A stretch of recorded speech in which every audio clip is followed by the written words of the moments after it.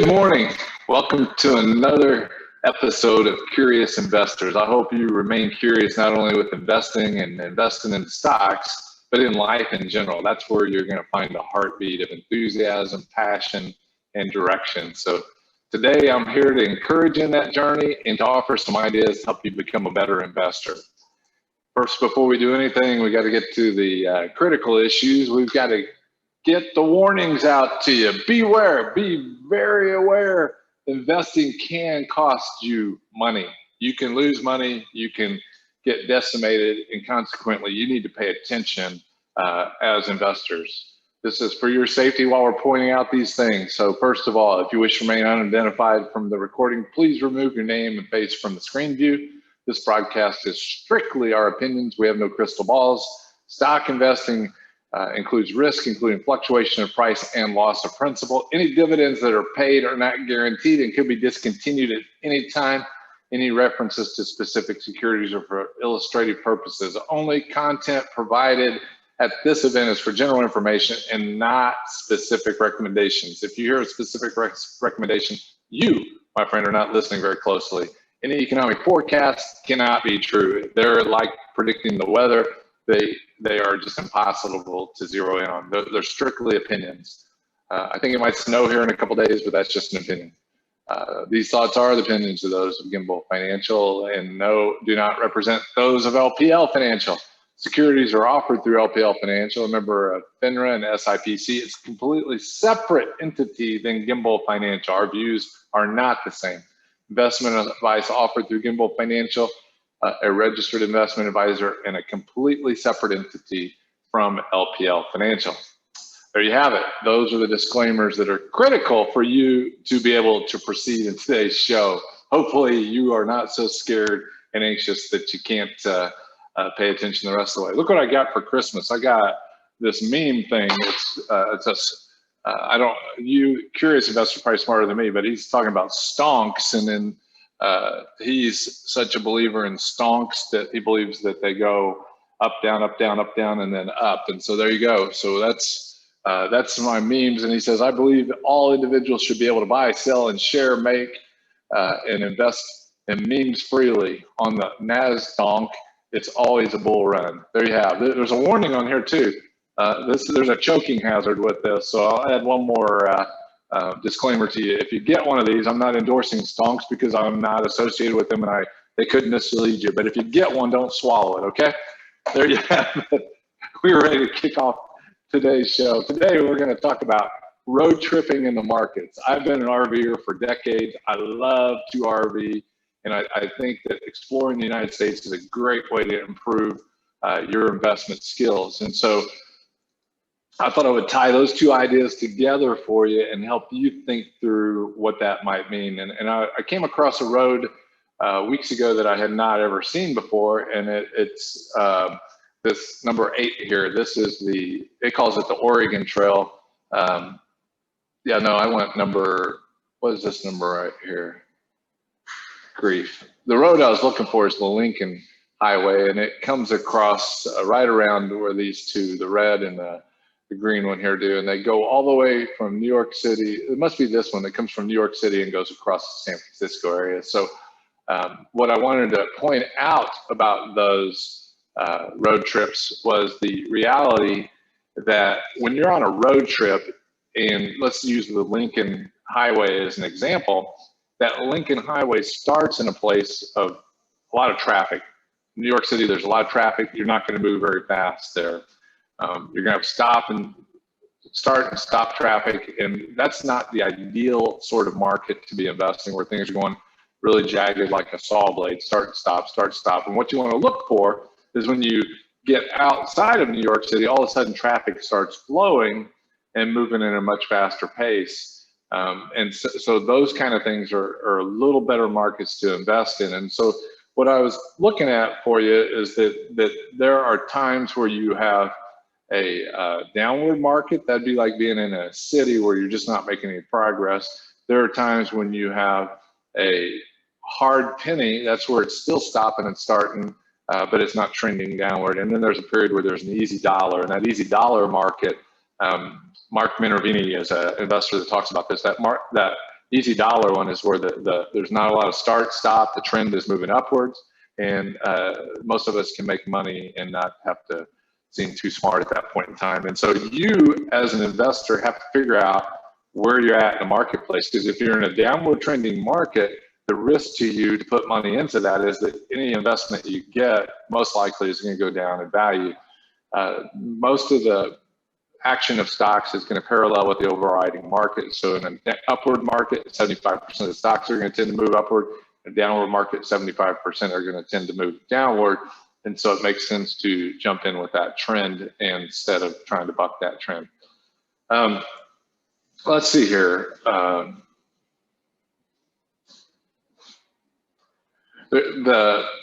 Let's start in New York City. So in that period of time, if you've got a lot of congestion, the traffic is not moving, that's an expensive place to be. And in investing, that's going to be expensive too. If you're in a downward trending market and you're trying to invest and trade stocks, and that the odds are stacked against you, and it's going to be not only expensive because you're losing money, it's going to be intimidating.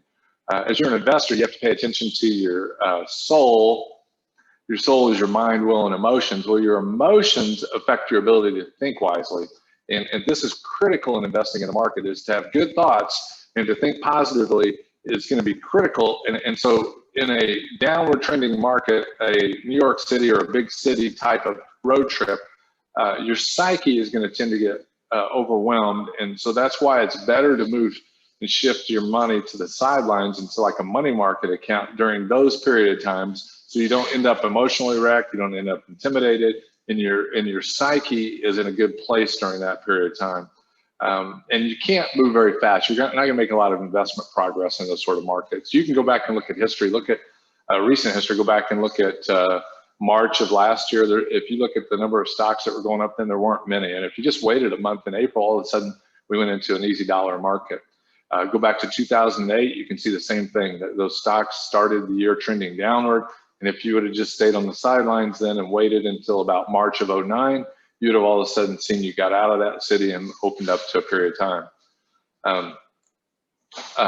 Then there's a period of time, so that's when you just need to be patient in the city. Then there's a period of time when it's time to press on the gasoline. If you're ever driving through New York City, which I don't highly recommend, but I was doing that back in August, September timeframe. And as we left New York City, you get out into New Jersey and you can just mash the gas and that traffic out there just takes off. So there's a market period of time that it's the time to lay on the gas. And during those period of times, you start seeing the speed limit signs on the road actually accelerate from 30 miles an hour to 40 to 50 to 60 and so on. Well, you're going to see that same sort of thing start happening in the market. You're going to see stocks begin to get some traction and move forward. Another time when you want to mash on the gas is when you get on a straightaway outside of a town. So you're going to be, if you're taking that Lincoln Highway across the United States, you're going to hit small towns, big towns, cities, and things like that. Well, when you get outside of a small town, all of a sudden you'll be able to look and see there's a straightaway out there, and then you want to lay on that gas at that point in time. And also another time in that is when there's no cars around. You know, there's no cars around, there's less risk in that market. And so a lot of times when you're coming out of the city, there's most likely not going to be adjacent to another city. There may be, and at that point you just have to adjust and go back on the brake pad. And so the same thing is true with investing, is when you come out of a down market, a bad down market, most people are afraid the next thing coming is another down market, but that's not usually how it happens. You usually have a period of breathing after a down market. So what you ought to be paying attention to in the down market is thinking, I am going to be able to lay on the gas. What investments might I be getting ready to invest in? And most of the time, it's not going to be the investments you just came out of. It's going to be something new that you need to start looking at. And then after you had laid on the gas for a while, there's a time when you need to just start tapping on the gas. And that's maybe you'll see a sign that there's a city or a town 10 miles ahead. Well, you've got it in your mind, 10 miles ahead of me, there's going to be some down cycles. And I need to pay attention, be more cautious in my investing. And so another time when you might need to tap on the gas or the brake would be if you saw a car ahead stopped, or if you saw a police car that's lights on. All of this, you need to have an opinion of where you are in those three places. You've got a downward market, an easy dollar, and a hard penny market. And as you have that understanding, you're going to do better with your investments, I think. Let's see what else we need to talk about here. When we're in a down market, they all vary in time. And so if you think of a down market as being in a town and you're trying to get across the country, some of those towns are bigger and it's going to be a slower process getting through. Some of them may only have one stoplight, and you punch the brakes, slow down, get out of town, boom, punch the acceleration. This last year, 2020, it was one of those ones where you could get off to the sidelines for a little bit and boom, hit the gas and you can go again. That's what you need to be attentive to and pay attention if you're going to be a curious investor and move beyond packaged investments like mutual funds and ETFs and then into individual stocks. Because again, all individual stocks are speculative and they're risky. And if you don't know that, you're going to lose capital unnecessarily. When you hit those periods of slowing down, I think what you would do if you see a city coming ahead in a city or town, you're going to start kind of picking, if you're moved into multiple lanes, which lane I need to move into. You're going to start preparing your mind that I'm coming into the city, and what are the indicators that I need to pay attention to. There's a app on my phone called Waze. Waze will actually show you where there's police officers up ahead, and that'll help you start to slow down. Well, if you see that there's a market that's beginning to slow down, what you want to do is prioritize your holdings, your stocks that you have, and prioritize those by the least well-performing stocks to the best performing stocks. You want to hold on to your best performing stocks the longest and throw out the worst performing ones sooner than later. And that's how you lay on the brake gradually, as you just know constantly which stocks are not acting in a way that's making you money, and those are the first ones out the door. You can always buy them back when you get back out through the city, but you want to make sure that those are going out of your portfolio and hold on to your best investments as long as possible. By doing this, it's going to help you psychologically by reducing the amount of percentage of your portfolio that you have in the market during a down market, freeing up cash to give you the freedom of mind to be able to start buying again. And this is going to be contrary to a lot of things you hear, because most people are just going to lay on the gas, be 100% invested all the time. They call that buy and hold. And in that, there's some recklessness when you buy and hold all the time, because you don't know how far down the market's going to go, and you don't know how that's going to impact your psyche and your ability to hold on in a down market. It was really hard in 2000 to 2002 to be a long-term buy and hold investor. If you go back and look at the Nasdaq, we'll do that real quick. We'll look at that chart right now to see how it would have held up during that period of time. I'm going to share my screen in just a second here.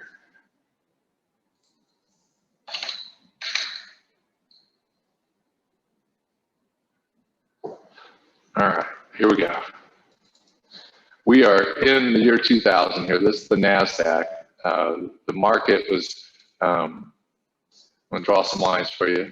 This market was just trending upward at a slow pace until November of 1999. And all of a sudden, this thing laid on the gas and gave what we call an easy dollar market. And you see how this thing went from 3,000 to 4,000 in less than 90 days. Now I'm going to move forward 6 months, and we can see how, again, here's that original trend line there. And then that was kind of, you're going to lay on the brakes just a little bit going through this kind of a market. And then here's the gasoline. Well, when that gasoline ran out in 6 months, the market went from 3,000 to 5,000, and it gave you warning signals right out of the day. Each of these lines is a day, and some very challenging activity took place. And this period should have thrown out some of your stocks out of your portfolio. The market peaked out at 5,100, never hit that number again. It tried to rally up to it, and then you had more sell signals here. And even here were sell signals to tell you that's probably not the market you want to be fully invested in. So had you got out even at this 4,000 level and you're very cautious at that point in time, let's see what it might have done for you. We're going to go to December of 2000. If you got out at the 4,000 level right here and we're very cautious, there was never really, it dropped all the way to 3,000 right here, but there was never really a period of time that could have got you fully invested. You might have started getting invested here, but all of a sudden it turned over again and started dumping again. And again, this is like getting into a big city, and it's a hard time to invest. See the slope of that, how quickly that dropped off? It's just the opposite of what was going on here. So if we saw we peaked out in March of 2000 at 5,100, and we use this as an approach to driving across the country and helping us determine what kind of speeds we should drive. Let's just add a year to this. Let's go to 2001. So we were at 3,000 when we ended December of 2000, and we get to 2001. Look at this thing. Boom. We dropped as low as 1,600 by April of 2001.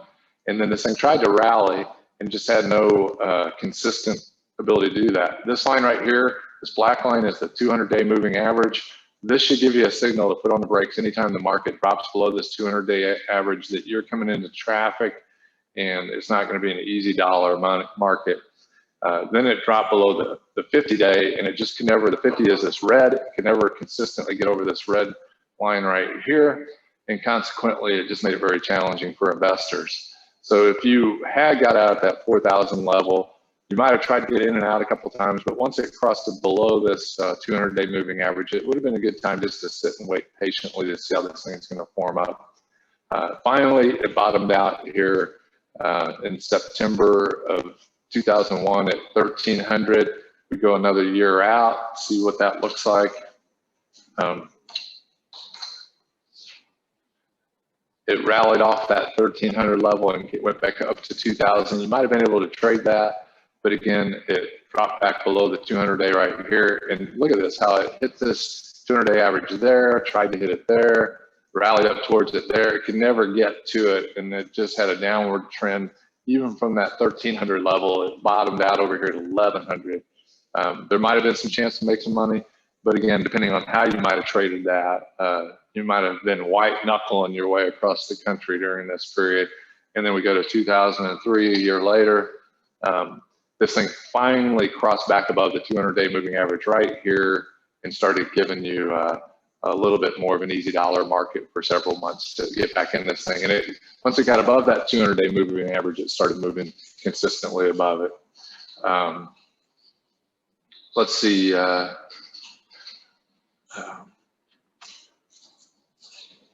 This is kind of the history of it. Let's go back to today and see where we're at.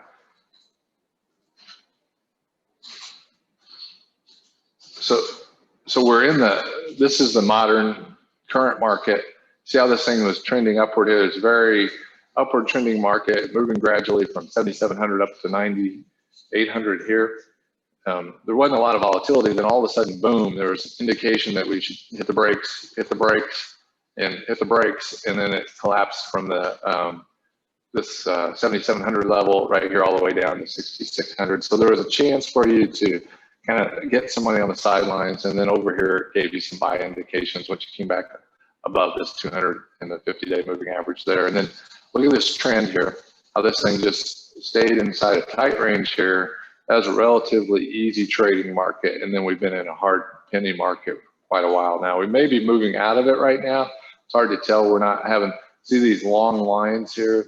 Long lines are a hard way. Those are daily trends or daily activities in the market. They're a hard way to make money in the market, and that's been that way since about September the 1st. Maybe even started a little bit before September 1st. In my memory is this day right here. So the market has shifted its trend a little bit, and maybe this thing is becoming an easy dollar market, but you want to move cautiously from here.